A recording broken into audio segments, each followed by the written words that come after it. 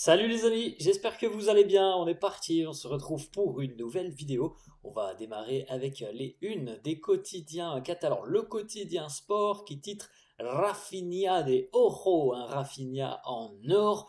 On a résumé hier la belle partie de Rafinha avec ses deux buts. Encore une fois, il est diablement décisif en Ligue des Champions. Encore une fois, il est diablement décisif dans un gros match. On a vu les stats hier, hein, notamment en LDC, on avait vu les notes SofaScore, et puis de toute façon, on a les stats de la saison qui sont des stats vraiment démentielles, hein, pour Rafinha, qui à l'heure actuelle est l'un des meilleurs au monde, hein, depuis le début de saison. Quand tu as des stats comme celle de Rafinha, c'est quand même assez fou, hein. Donc c'est vraiment l'un des joueurs clés, si ce n'est peut-être le joueur clé du Barça depuis le début de saison. Et déjà sur la saison dernière, on avait vu aussi de belles améliorations chez Rafinha. Ronald Araujo a punta de renovar hasta 2031, on en parlera dans quelques instants, puisque il devrait donc y avoir une officialisation aujourd'hui en ce qui concerne la prolongation de contrat du défenseur uruguayen. Mundo Deportivo qui titre Crack Rafinha, avec notamment cette petite stat, les amis. Il a contribué à 33 buts cette saison, 22 plus 11 passes décisives. C'est 35% des buts du Barça cette saison. Rafinha est impliqué sur 35% des buts du Barça, donc c'est quand même une stat assez impressionnante.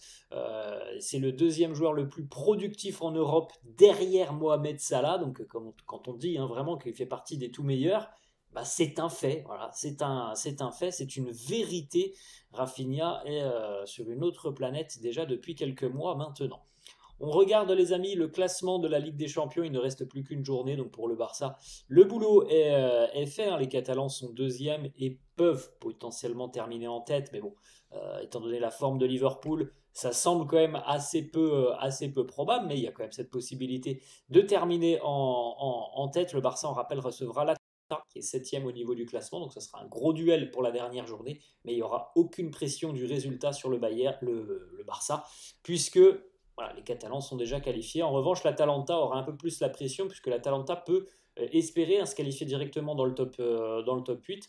Et il faudrait un bon résultat pour les Bergamasques. Donc voilà, il y aura certainement beaucoup plus de pression du côté de l'Atalanta. Vous pouvez faire un petit arrêt sur image, hein, si ça vous intéresse, les amis, pour découvrir un petit peu le classement de cette LDC à une journée de la fin de la phase de groupe. Prochaine journée, ça sera la semaine prochaine.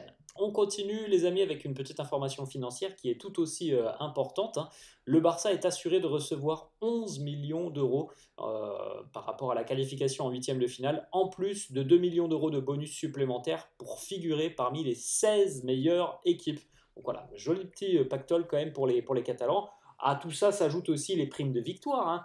Il me semble, hein, j'ai plus les chiffres en tête, mais je crois que à peu près une victoire en Ligue des Champions, c'est, je crois, à peu près 2 millions d'euros. Donc il y aura certainement des calculs qui sortiront d'ici à quelques jours, mais c'est évidemment financièrement pour le Barça quelque chose de très important, ce qui se passe cette année en Coupe d'Europe, que ce soit financier ou que ce soit sportif.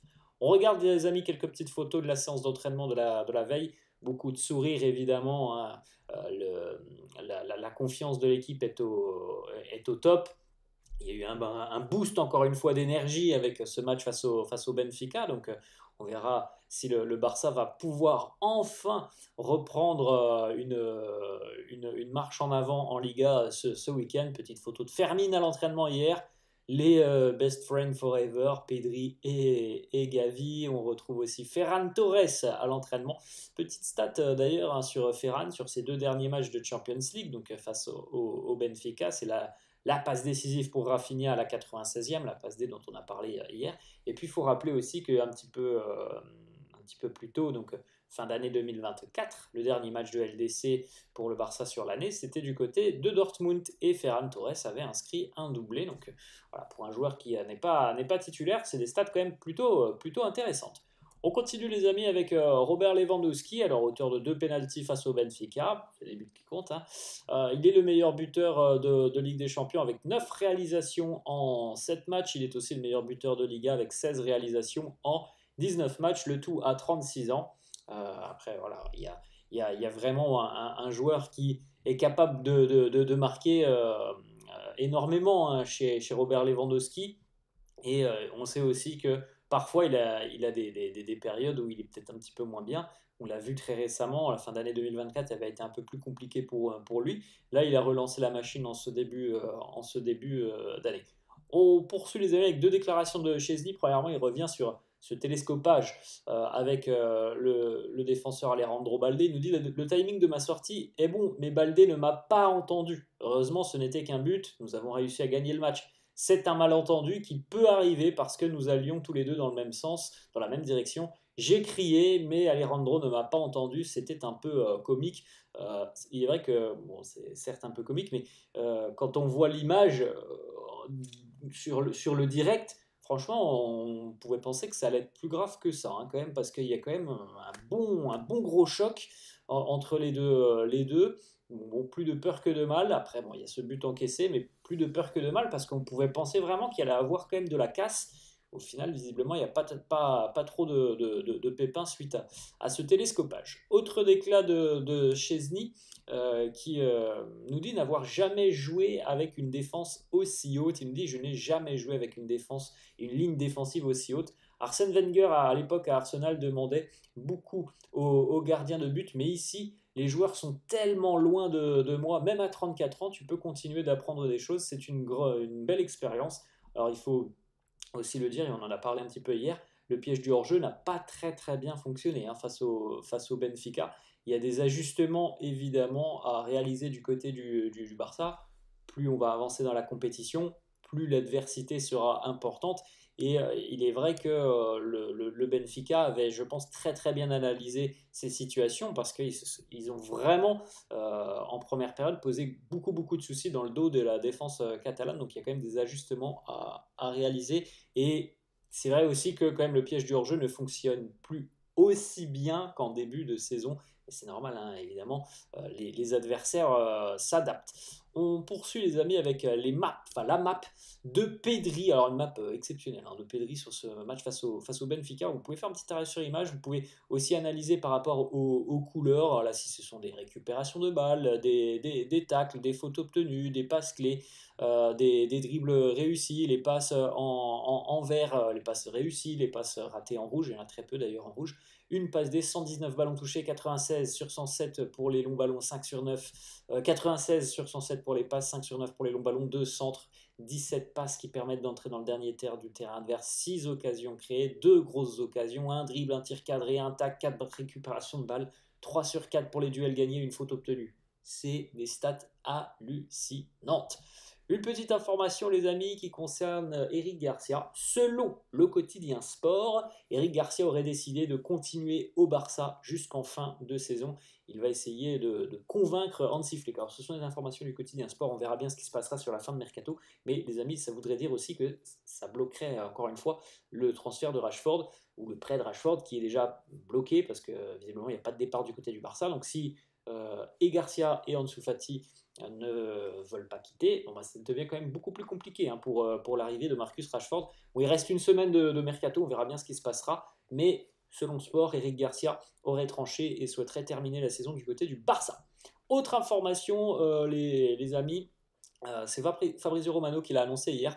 Le nouveau contrat de Ronald Araujo est prêt, il devrait être officialisé par le club aujourd'hui. Donc on parle d'un contrat de 6 ans hein, quand même pour Araujo, enfin jusqu'en 2031, parce qu'il était lié jusqu'en 2026, donc 5 ans de plus, jusqu'en 2031, donc encore 6 ans de contrat pour Ronald Araujo. Il y a le feu vert, les documents seront signés aujourd'hui, et donc voilà, Ronald Araujo s'inscrit de nouveau dans la durée et dans le projet du Barça. Autre information, selon Fabrizio Romano, Lamine Yamal sera le prochain à prolonger après Araujo, Pedri, Gavi, Gérard Martin aussi.